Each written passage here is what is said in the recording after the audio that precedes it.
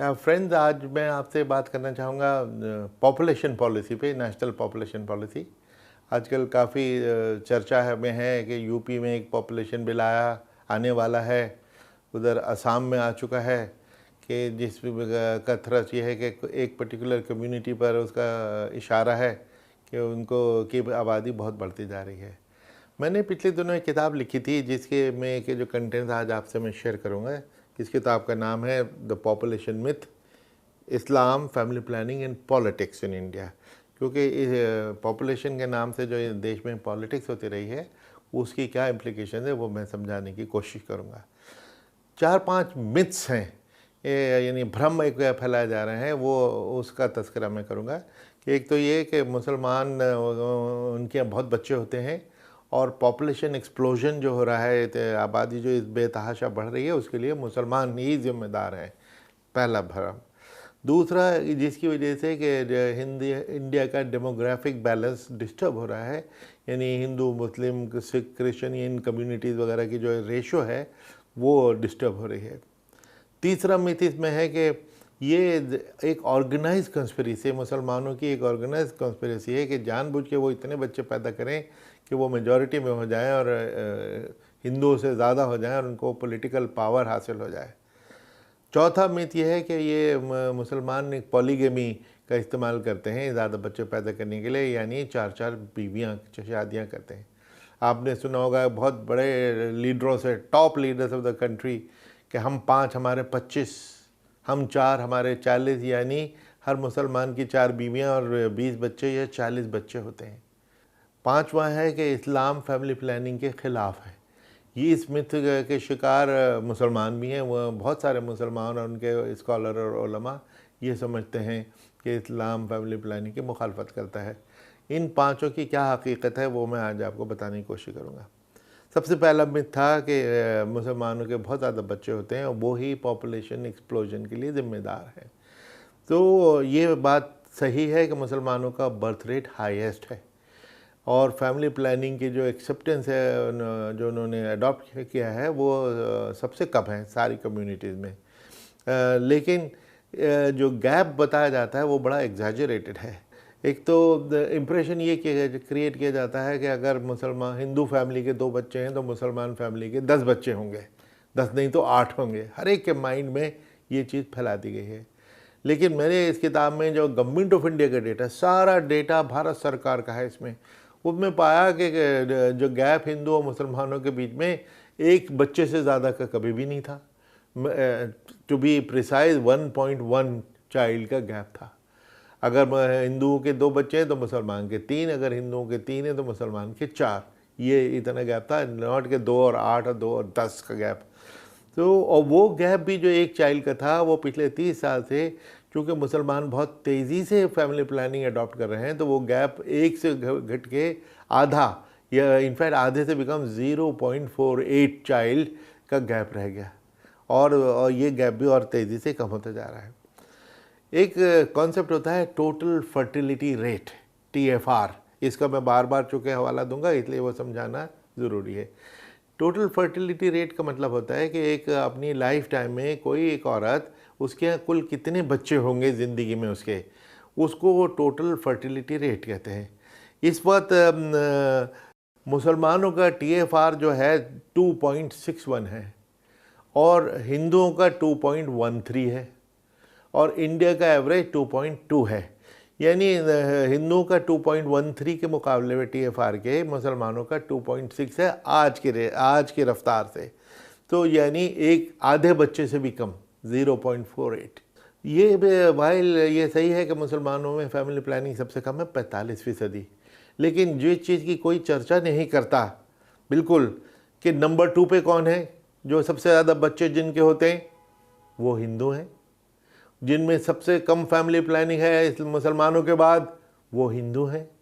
मुसलमानों की family planning अगर 45.3% है, हिंदुओं की 54.4% है। अब इसका कंपैरिजन कीजिए सिखों से, उनकी है 79%, 80% के करीब। पिछले दिनों प्रधानमंत्री जी ने अपने लाल किले की स्पीच में इसको पेट्रियोटिज्म से जोड़ा कि जिनके कम बच्चे हैं वो पेट्रियाटिक, जो इनके ज़्यादा हैं वो नॉट अनपेट्रियाटिक, यही मतलब हुआ। तो सबसे ज़्यादा पेट्रियाटिक तो सिख हुए, लेकिन उनको बड़े लूज टॉक में उनको भी खालिस्तानी कहने में लोग नहीं चूकते। सबसे ज़्यादा पेट्रियाटिक हैं, सबसे ज़्यादा फैमिली प्लानिंग तो उनकी है। तो हिंदुओं की फैमिली प्लानिंग मुसलमानों के बाद सबसे कम है, 54%। तो ये भी एक फैक्ट है जो मालूम होना चाहिए कि इसका मतलब है कि जो पॉपुलेशन में जो इजाफा हुआ है उसकी ज़िम्मेदारी सिर्फ मुसलमानों की ही नहीं है, बल्कि ज़्यादा जिम्मेदारी तो हिंदुओं की है, क्योंकि 1951 में हिंदू और मुसलमान पॉपुलेशन में 27 करोड़ का गैप था। वो अब गैप बढ़ के 80 करोड़ हो गया और भी बढ़ रहा है। तो बल्कि उसका अगर ग्राफ मैं आपको दिखाऊं, इस किताब में मौजूद है, तो अगर मुसलमान इस तरह का ग्राफ चल रहा है तो हिंदुओं का ग्राफ यूं चल रहा है, तो गैप तो बढ़ रहा है। तो कहाँ पे मुसलमान हिंदुओं से ओवरटेक करके यहाँ पे पॉलिटिकल पावर कैप्चर करने की बात कहाँ से आ सकती है यहाँ? तो ये पहला मिथ है इसका, और इसकी हकीकत मैंने आपको बताई।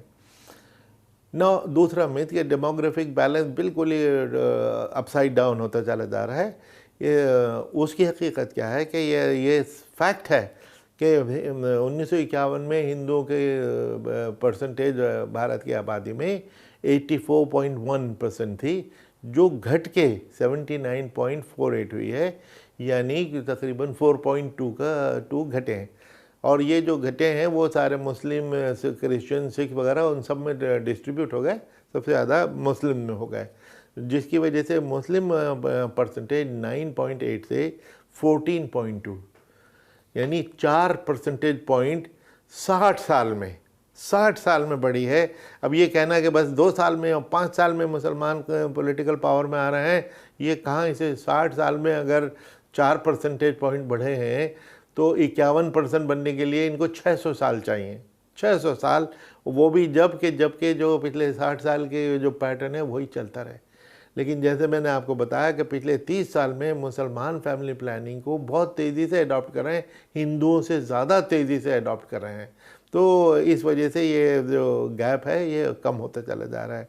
और प्रोजेक्शन ये है कि सन 2100 में ये जो मुस्लिम परसेंटेज रेशो है ये बढ़ के 18% हो जाएगी, तभी भी बिल्कुल ही माइनॉरिटी में होगी आज से 80 साल के बाद भी। तो ये दूसरा एक मिथ है जो हमें समझना चाहिए कि ये एग्जैजरेशन है कि डेमोग्राफिक बैलेंस बिल्कुल अपसाइड डाउन हो गया, मुस्लिम पॉलिटिकल पावर को कैप्चर करने वाले।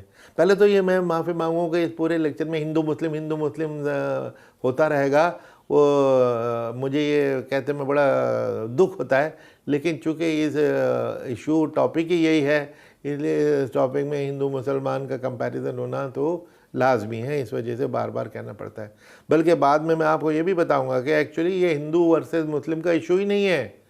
हिंदू मुस्लिम तो बिल्कुल भाई भाई हैं, शाना बशाना है कि अगर हर चीज़ में, हर इंडिकेटर में बिल्कुल 19-20 हैं, तो वो उस पर हम बाद में आते हैं। तीसरा ये कि ये ऑर्गेनाइज कंस्पिरेसी है मुसलमानों की, ये बताया जाता है कि जानबूझ के वो इसलिए बच्चे पैदा करते हैं ताकि वो पॉलिटिकल पावर कैप्चर कर लें।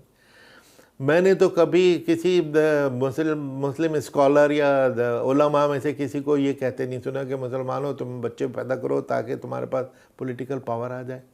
ये ज़रूर उनको कहते सुना है कि मुसलमानों को फैमिली प्लानिंग नहीं करनी चाहिए, क्या मज़हब के ख़िलाफ़ है, जिसका मैंने ना 5वां मिथ जो है कि इस्लाम फैमिली प्लानिंग के ख़िलाफ़ है कि नहीं, उस पर मैं बाद में आऊँगा। लेकिन हमने तो कहीं ऑर्गेनाइज कंस्पिरेसी या किसी को ये कहते हुए नहीं सुना कि मुसलमानों तुम बच्चे ज़रूर पैदा करो, ज़्यादा से ज़्यादा करो ताकि तुम्हारे हाथ में पॉलिटिकल पावर आ जाए। कोई आलिम और कोई बड़ा स्कॉलर इसको कहता हुआ नहीं सुना गया है। यही वजह कि जो मैंने जैसे इससे पहले बताया कि जो गैप है वो घट रहा है क्योंकि मुसलमान बहुत तेज़ी से फैमिली प्लानिंग अडॉप्ट कर रहे हैं। यहाँ तक ये उलमा और स्कॉलर इस बात पर मुत्तफ़िक़ हैं कि फैमिली प्लानिंग तो जायज़ है, स्पेसिंग जो टेम्परेरी मेथड है सब जायज़ है, सिर्फ टर्मिनल मेथड यानी वेजेक्टमी और ट्यूबेक्टमी इस्लामिक नहीं मानी जाती।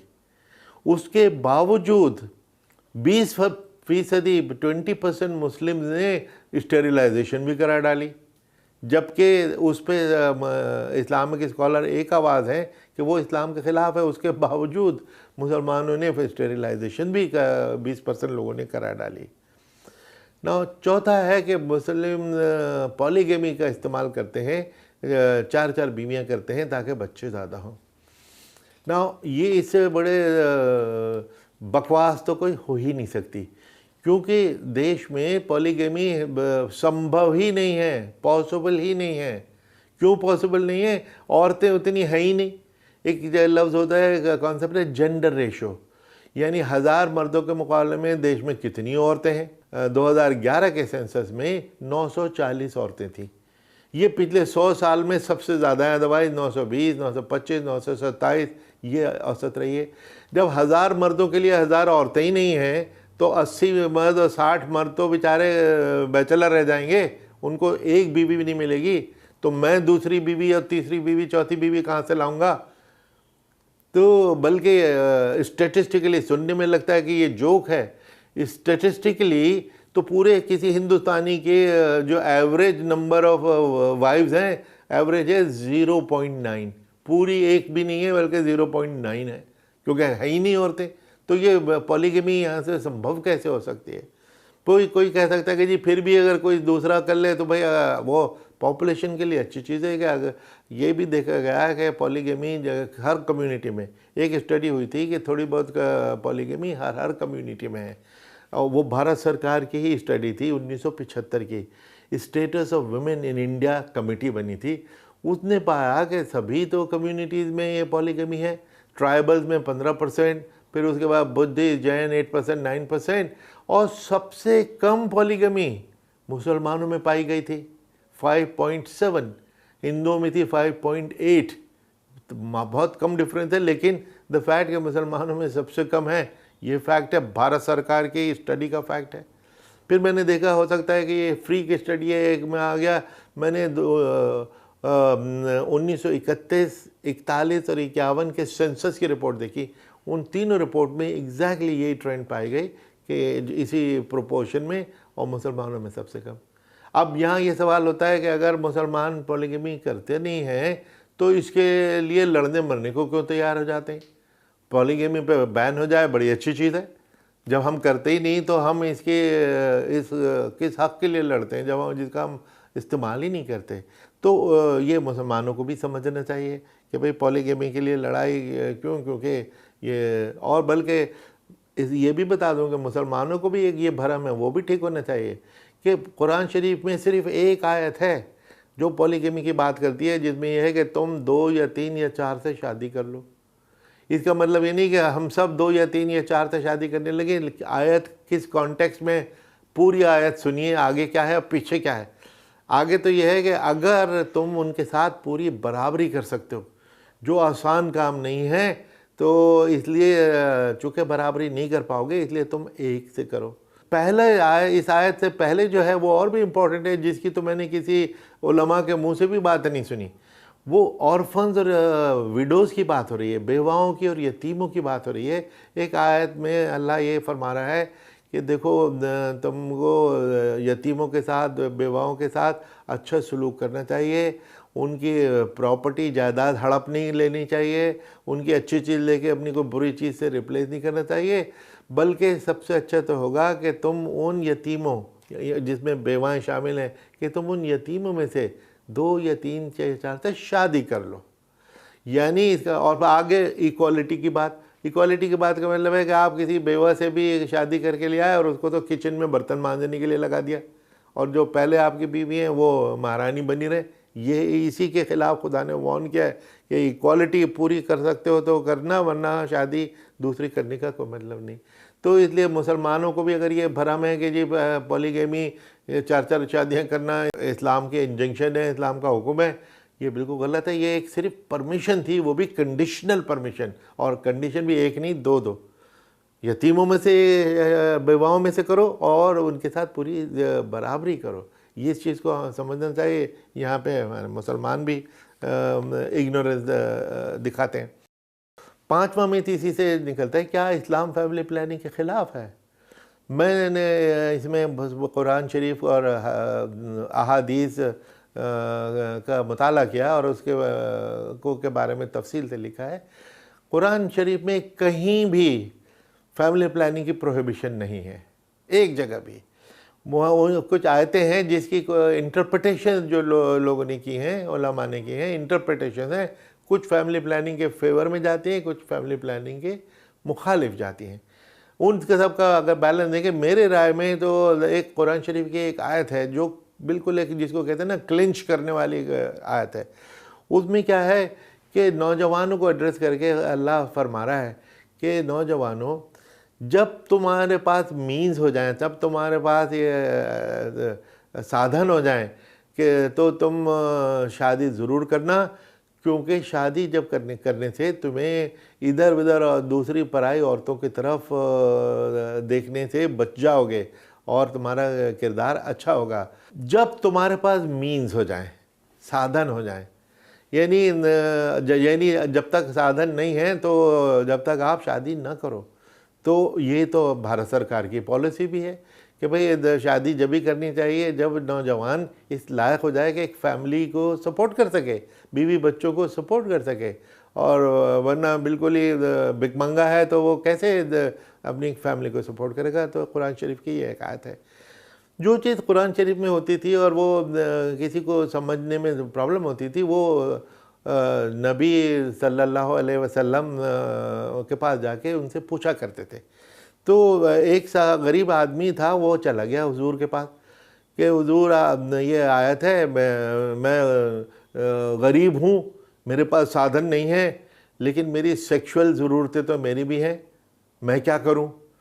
तो हुजूर ने उस आयत को रिपीट करते हुए कहा कि तुम्हें जब इस लायक हो जाओ, जब तक तुमको वेट करना चाहिए, लायक हो जाओ तो शादी करना, और जब तक तुम इस लायक ना हो जाओ, तुम्हारे पास मीन साधन ना हो जाए, जब तक तुम रोज़ा रखा करो, व्रत रखा करो, क्योंकि उससे सेक्सुअल डिज़ायर सप्रेस होती हैं। यानी हुजूर ने उसको मैरिज को डिले करने का तरीक़ा भी समझा दिया। एक और हदीस है कि एक शख्स हुजूर के पास गया, उसके कई बच्चे थे, उसने कहा कि हुजूर मेरे बहुत बच्चे हैं और मैं तंग आ गया हूँ, मुझे और बच्चे नहीं चाहिए, और मैं अल अज़ल एक विड्रॉल मेथड, वही तरीक़ा उस ज़माने में जाना जाता। उस ज़माने में कॉन्डोम तो होता नहीं था, तो विड्रॉल मेथड मैं प्रैक्टिस करना चाहता हूँ। लेकिन एक यहूदी मुझसे कह रहा था कि नहीं नहीं, वो तो एक कत्ल है, माइनर इन्फेंटिसाइड है, छोटे बच्चे को मारने के बराबर है। तो हुजूर ने कहा कि नहीं, उसने बिल्कुल गलत कहा, उसने बिल्कुल गलत कहा। यानी अगर तुम फैमिली प्लानिंग प्रैक्टिस करना चाहते हो और अज़ल करना चाहते हो तो बिल्कुल जायज़ है। फैमिली प्लानिंग का तरीक़ा तक हदीस में वैलिड है, तो इससे ज़्यादा प्रो फैमिली प्लानिंग मज़हब क्या हो सकता है।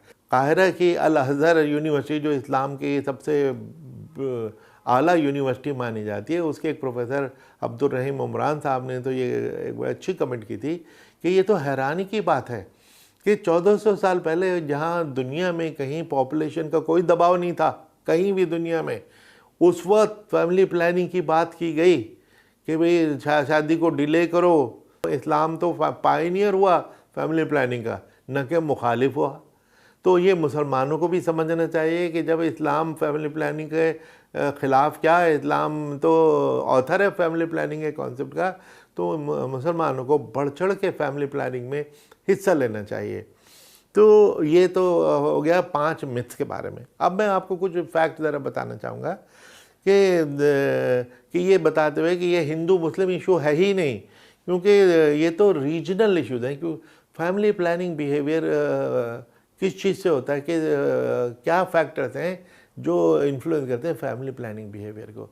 नॉट मज़हब सो मच, बल्कि 3 मेन फैक्टर्स। सबसे पहले तो शिक्षा, एजुकेशन या लिटरेसी, वो भी लड़कियों की।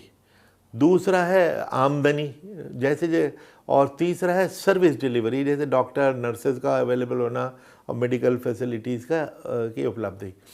ना जैसे जैसे शिक्षा बढ़ती है वैसे वैसे बच्चे घटते हैं, चाहे वो कोई हिंदू मुस्लिम सिख ईसाई को हो, सब कम्युनिटीज़ का एक बिल्कुल एक सेट पैटर्न है कि शिक्षा के साथ साथ बच्चे घटते हैं। दूसरा, जैसे जैसे आमदनी बढ़ती है वैसे वैसे बच्चे घटते हैं। All communities. तीसरा है कि जब सर्विस डिलीवरी, जब डॉक्टर और नर्स और वहाँ पहुँचेगा और फैमिली प्लानिंग की सर्विसेज पहुँचेगी, जब भी तो आप स्टेरिलाइजेशन कराएंगे। तो उन सर्विसेज का पहुँचना, हमने ये देखा इस किताब में पूरा एक चैप्टर है कि इन तीनों फैक्टर्स में मुसलमान सबसे पिछड़े हैं। सबसे कम उनमें शिक्षा है, जो अपनी जगह बदकिस्मती की बात है, क्योंकि इस्लाम जो शिक्षा पे इतना जोर देता है, नबी सल्लल्लाहु अलैहि वसल्लम पे जो सबसे पहली वही आई थी, जो डिवाइन रेवलेशन, उसमें उनसे कहा गया इक़रा बिस्मिकल्लज़ी खलक़, यानी recite in the name of God, जिसने तो खुदा के नाम से तुम पढ़ो जिसने तुमको पैदा किया। यानी पढ़ाई पे जोर तो कुरान शरीफ का सबसे पहला लफ्ज़ है। उसके बावजूद मुसलमान सबसे अनपढ़ हैं, ये बदकिस्मती की बात है। और इस पर मुसलमानों को सोचना चाहिए कि ऐसी सूरत क्यों है, हमें इसका सुधार करना चाहिए। तो जो ये मैंने फैक्टर्स बताए, ये फैक्टर्स चूँकि पूरे देश में, इतना बड़ा देश है, हर जगह अलग अलग हैं। लिटरेसी का रेट पूरे हिंदुस्तान में कहीं कुछ कहीं कुछ कहीं कुछ, तो बहुत फ़र्क है। और ख़ास तौर से नॉर्थ इंडिया में, इसीलिए आपसे मैं हिंदी में एड्रेस कर रहा हूँ कि यूपी, बिहार, राजस्थान, इसको प्रोफेसर आशीष बोस एक होते थे, उन्होंने एक बीमारू टर्म यूज़ की थी कि बीमारू स्टेट। बीमारू का मतलब नहीं कि वो बीमार हैं, बल्कि Bihar, Madhya Pradesh, Rajasthan and UP, Hindi belt के 4 स्टेट में सबसे ज़्यादा आबादी होती थी। और अभी भी इन्हीं 4 स्टेट में सबसे ज़्यादा है। और लेकिन जल्द ही ये भी उस लेवल पर पहुंच जाएंगे जहाँ पे south India, waste India, east India पहुंच चुका है, वहाँ पे ये नॉर्थ इंडियन स्टेट भी जल्दी पहुंच जाएंगे। तो अब इसमें एक बड़ी रेंज है। अब आप देखें मुसलमानों में, तमिलनाडु में कि मुसलमान की जो TFR है, टोटल बच्चे जो पैदा होंगे एक औरत की ज़िंदगी में, उसमें एक रिप्लेसमेंट रेट भी बता दूँ कि रिप्लेसमेंट रेट, अगर कोई आबादी में इजाफा न हो, आबादी बढ़नी बंद हो जाए, उसके लिए TFR हमारा 2.1 होना चाहिए। यानी 2 माँ बाप है, वो मर जाएंगे तो 2 बच्चे आ जाएंगे, तो रिप्लेस हो गई आबादी, इजाफा तो नहीं हुआ उसमें। तो लेकिन 0.1 इसलिए रखा कि कुछ बच्चे बचपन में ही मर जाते हैं, तो उसका मार्जिन रख दिया कि अगर 2.1 का TFR होगा तो दैट मीन्स आबादी में इजाफा बंद हो जाएगा। रिप्लेसमेंट रेट हमारा 2.1 है। तो तमिलनाडु में मुसलमानों का TFR 1.74 है, यानी आबादी बढ़नी वो तो बंद हुई ही, लेकिन अब तो आबादी कम होनी शुरू हो जाएगी, 1.74 है। और उन्हीं मुसलमानों का बिहार में आके 4.11 TFR है, इतना हाई है। तो अब कौन सा मुसलमान का रेट माना जाएगा, तमिलनाडु वाला कि बिहार वाला, ये बीच में इतने सारे जो हैं। इसी तरह ये हालत हिंदुओं की। केरला में 1.42 है TFR, और बिहार में 3.29 है। 22 स्टेट्स ऐसी हैं इंडिया की जहाँ पे मुसलमानों का TFR बिहार के हिंदुओं से कम है।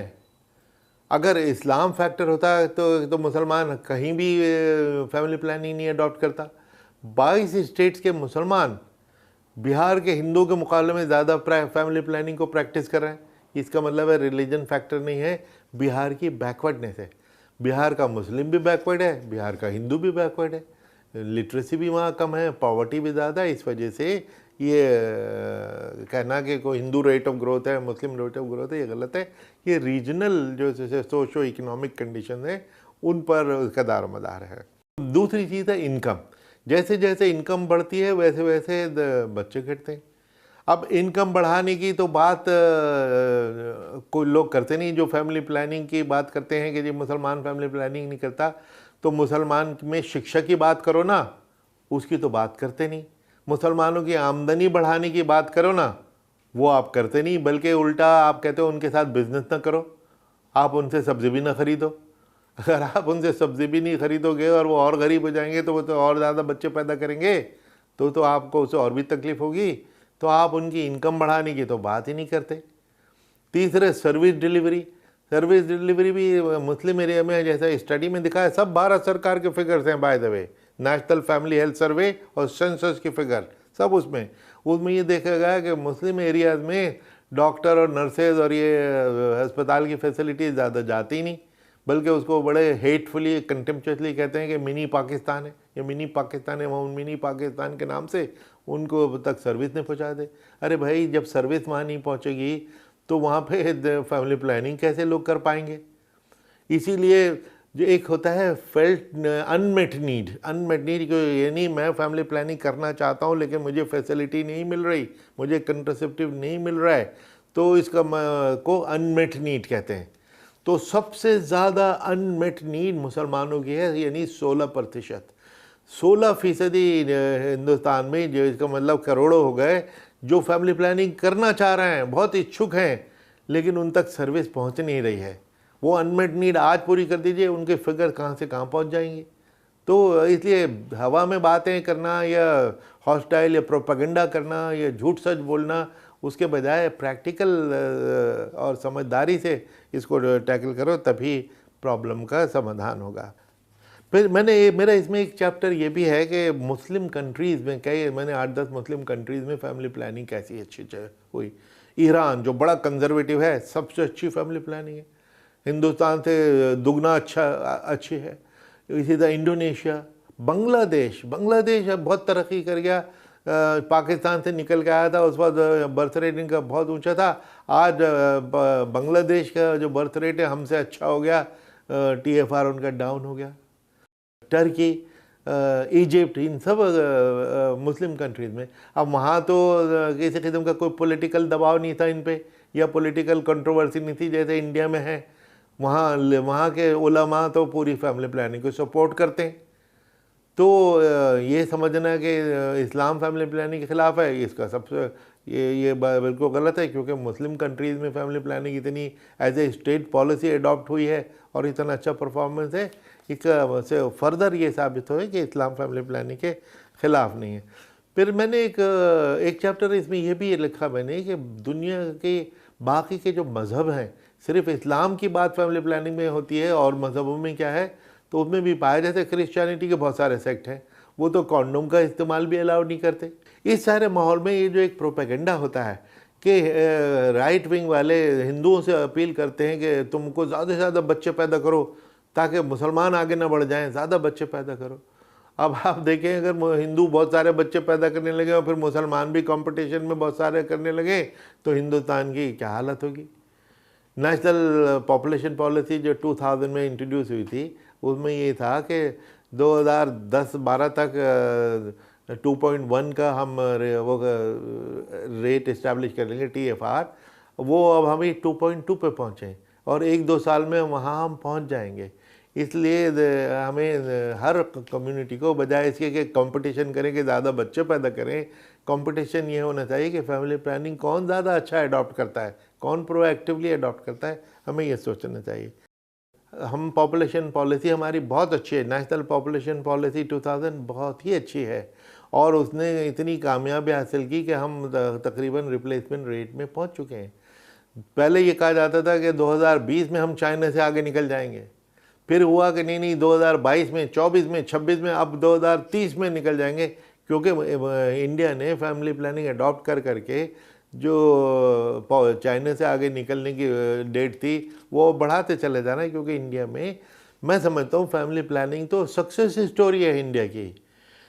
भारत सबसे पहला देश है जहाँ पे family planning, national family planning programme शुरू हुआ था 1952 में, पूरे दुनिया में सबसे पहला देश था।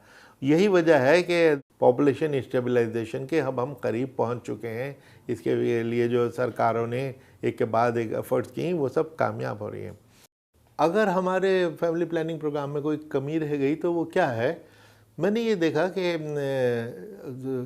शुरू से जो हमारे 5 ईयर प्लान डॉक्यूमेंट्स हैं या फैमिली प्लानिंग के ऊपर कोई स्टडी थी, डॉक्यूमेंट थी, उन सब ने ये तो ज़रूर कहा कि भाई कुछ रिलीजियस कम्युनिटीज़ हैं, यानी मुसलमान, जिनके यहाँ फैमिली प्लानिंग सबसे कम है, लेकिन उन्होंने कोई सोल्यूशन ऑफ़र नहीं किए, तो वो करने चाहिए थे। अब अगर कुछ मुसलमानों को ये वहम है कि इस्लाम फैमिली प्लानिंग के ख़िलाफ़ है, जैसा कि मैंने कहा वो गलत है, तो वो वहम को निकालना हमारा फ़र्ज़ था। हमें एक ऐसी किताब बनानी चाहिए जिसमें कुरान क्या फरमाता है, नबी हमारे क्या फरमाते हैं, और जो मैंने आपको 2-3 एक आयत और 2 हदीसें सुनाई और बहुत सारी आयतें हदीसें वो सब बताई जाएं, ताकि लोगों को अगर ये भरम है वो निकलना चाहिए।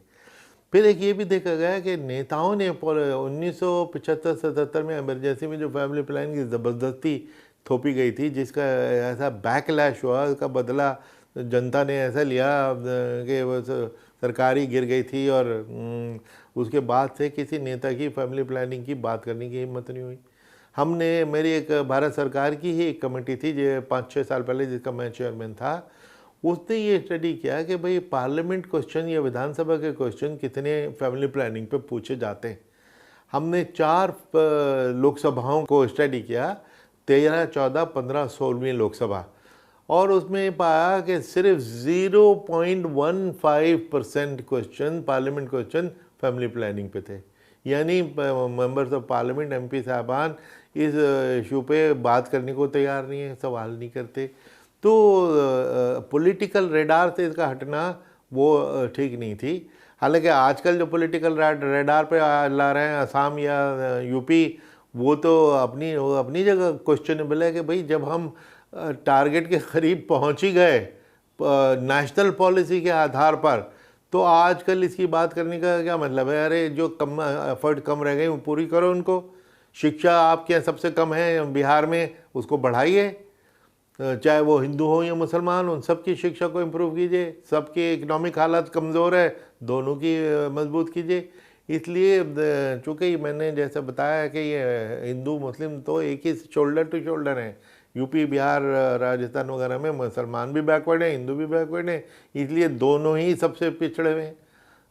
दोनों ही का उत्थान, उनका प्रोग्रेस करने के लिए कोशिशें करनी चाहिए।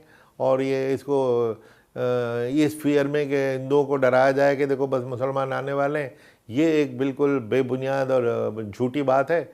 इस झूठ को एक्सपोज करना चाहिए। मुझे खुशी है कि मेरी इस किताब का पे लोगों ने बहुत अच्छा रिएक्शन दिया कि साहब हमको तो ये फैक्ट मालूम नहीं थे, और ये सारे फैक्ट जैसे मैंने कहा, ये सब भारत सरकार के डेटा, सेंसस का data, national family health survey, 4 सर्वे हो चुके हैं, अब 5वें का रिजल्ट अभी आने वाला है, तो ये सब उसी पर आधारित है।